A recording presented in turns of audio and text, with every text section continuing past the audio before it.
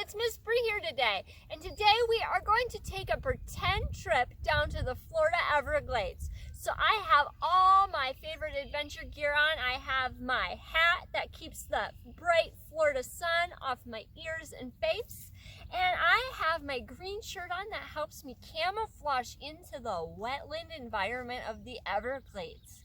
And today we have to pretend to head down to the Everglades because I want to teach you the similarities and differences between crocodiles and alligators. And that's the only place in the world where crocodiles and alligators are able to live side by side.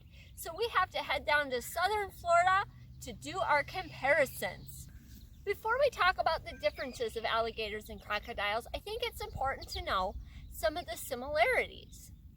So both of these animals are part of the order Crocodilia, which includes our caimans, our alligators, our crocodiles, and our gauries.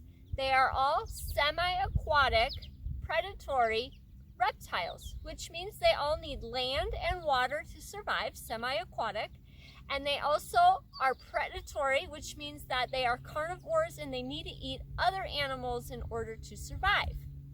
So that's their similarities. However, their differences are very vast. So we're going to start out with some of the things that you can ID and tell if you're looking at a crocodile or an alligator down in the Florida Everglades. First, we're going to start with the shape of their snout. So I'm going to use my visual aid. So all alligators have U-shaped snouts. See that perfect U that this alligator skull has. Whereas our crocodiles have V-shaped snouts. So a nice V, a pointed snout. And crocodiles will also look like they're smiling at you because when they close their mouths, all their teeth are going to be exposed. So crocodiles have a pointed V-shaped snout, and when their mouths are closed, all of their teeth can be seen. However, with our alligators, remember they have this nice U-shaped snout, and when they close their mouths, not a lot of their teeth are going to be exposed. So that's one main difference that you'll be able to visually see and recognize when you see them in the water or on land. You can use their snout shape. Another thing you can use is size. So if you find a full-grown alligator or crocodile, you can tell by their size. So alligators, when full-grown, are only about 14 feet long, whereas crocodiles, when they're full-grown, can be up to 19 to 20 feet long. So they're about 4 or 5 feet longer than our alligators. So those are some of the things that you can visually see when you're out in the Everglades, so you can compare them. So your snout shape, can you see teeth, can't you see teeth, and also the size of them. Another thing you can use is coloration.